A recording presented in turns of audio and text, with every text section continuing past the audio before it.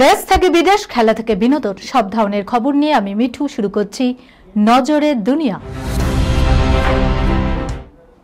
এবার কেদারনাথের রোপওয়ে 4000 কোটির ঐতিহাসিক প্রকল্পের দায়িত্বে আদানি গোষ্ঠী। ইচ্ছে থাকলেও মহাতীর্থ কেদারনাথ মন্দিরে পৌঁছানোর ধকল নিতে পারেন না বহু পুণ্যার্থী। গত মার্চে তাদের জন্য সুখবর দিয়েছিল কেন্দ্রীয় সরকার। সোনপ্রয়াগ থেকে কেদারনাথ পর্যন্ত 12.9 কিলোমিটার দীর্ঘ রোপওয়ে তৈরির সিদ্ধান্ত নেয় মন্ত্রিসভা। বুধবার জানা যায় 4081 কোটি টাকার ওই প্রকল্প বাস্তবায়িত করবে আদানি গোষ্ঠী। এদিন সংস্থার কর্ণধার গৌতম আদানি এক্স হ্যান্ডেলে জানান, আগামী 6 বছরের মধ্যে কেদারনাথ রোপওয়ে প্রকল্পের ঐতিহাসিক কাজ সম্পূর্ণ হবে।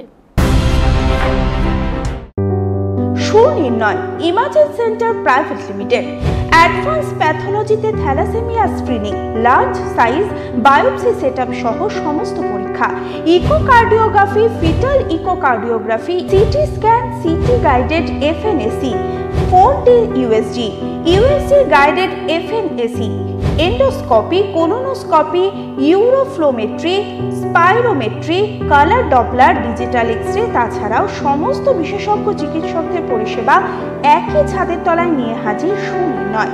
ঠিকানা 126/1 পিলখানা রোড, রানীবাগান, বহরমপুর, মুর্শিদাবাদ। বিশদে জানতে যোগাযোগ করুন 8373049252 7547900377। যন্ত্র জীবাণুতে স্তব্ধ ব্রিটেনে টাটার গাড়ি কারখানা, দোষীদের খোঁজে চীন থেকে ইরানে গোয়েন্দারা। চীন থেকে ইরান এখন ক্লু খুঁজে বেড়াচ্ছে ব্রিটিশ গোয়েন্দা সংস্থা MI5।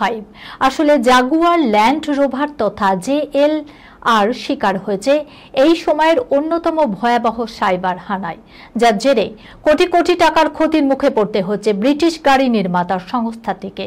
বর্তমানে এই সংস্থা টাটা গোষ্ঠীর মালিকানাধীন। এই সাইবার হানার পেছনে কোনো আন্তর্জাতিক চক্র জড়িত এমনটাই মনে করছে গোয়েন্দারা।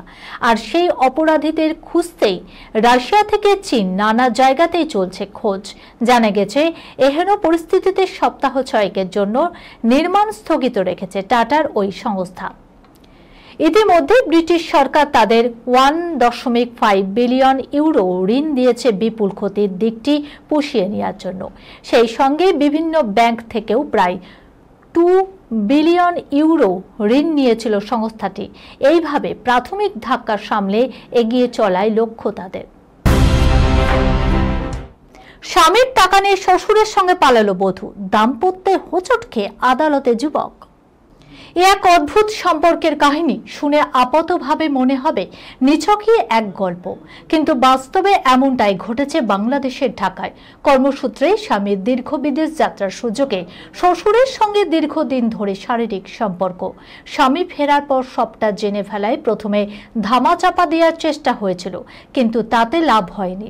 তারপরই স্বামী রোজগার করা অর্থ ও গয়না নিয়ে শ্বশুরের সঙ্গে পালিয়ে যায় ওই বধূ। বাবা আর স্ত্রীর এহেন কীর্তি দেখে যুবক উপায় না দেখে আদালতের দ্বারস্থ হলেন তিনি। ঘটনাটি বাংলাদেশের ঢাকার জুরাইন এলাকার। এখানকার বাসিন্দা ইব্রাহিম তার স্ত্রী রুবিয়া বেগম ও বাবা নূর হোসেনের বিরুদ্ধে আদালতে মামলা দায়ের করেছে স্বামী। পুত্রের অভিযোগ, বিদেশ থেকে ফিরে তিনি স্ত্রী ও বাবার মধ্যে অসামাজিক সম্পর্ক লক্ষ্য করেন।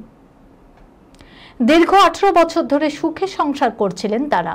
3 সন্তানের জনক ইব্রাহিম 2024 সালে ফেব্রুয়ারিতে পারিবারিক আর্থিক স্বাচ্ছন্দ্যের জন্য কাজ করতে সৌদি আরবে যান। সেখান থেকে ফিরে এসে স্ত্রীর আচরণে পরিবর্তন লক্ষ্য করেন।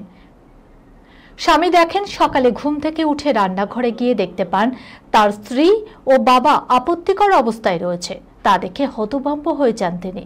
ইব্রাহিম আরও জানিয়েছেন, বিদেশে থাকাকালীন 10 লক্ষ টাকা স্ত্রীকে পাঠিয়েছিলেন। এছাড়াও স্ত্রী রুবিনার কাছে ছিল 9 লক্ষ টাকা এবং কিছু স্বর্ণালঙ্কার, যা নিয়ে সে বাবার সঙ্গে চলে গেছে। ঘটনার তদন্তে নেমেছে পুলিশ। তুমি এইভাবেও নাচতে পারো না, মালাইকার সবকিছুতেই কেন আপত্তি? 22 বছরের ছেলে আরহান খানের। দেখুন, বাবা আরবাজ খান 57 দ্বিতীয় বিয়ে করেছেন, 58 দ্বিতীয়বার বাবা হয়েছে।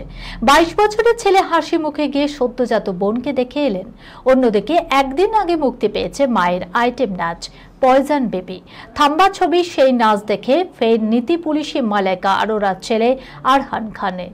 মালাইকা নিজেই সাংবাদিকের এই কথা বলেছেন। সদ্য মুক্তি পেয়েছে রশ্মিকা মান্দানা অভিনীত থাম্বার বিশেষ নাচের দৃশ্য। রশ্মিকার সঙ্গে তিনিও পারফর্ম করেছে। তারপর সাক্ষাৎকারে বলেছে, আমার ছেলে পয়জন বেবি দেখেছে, ও তো সমালোচনা করতে ছাড়ে না। শটাং বলেছে, তুমি এরকমও নাচতে পারো না। আরহানকে নিয়ে মন্তব্য জানানোর পরেই বিষয়টি ধামাচাপা দেওয়ার চেষ্টা করেছিল তিনি। জানিয়েছেন, ছেলে এভাবেই আমার সঙ্গে ঠাট্টা করে, জানালো মালাইকা আরোরা। এই খবরের সঙ্গে শেষ করলাম আজকে নজরে দুনিয়া। আপনারা দেখছেন টিভি 24 বাংলা, সংবাদ বিনোদন সারাদিন সারাক্ষণ।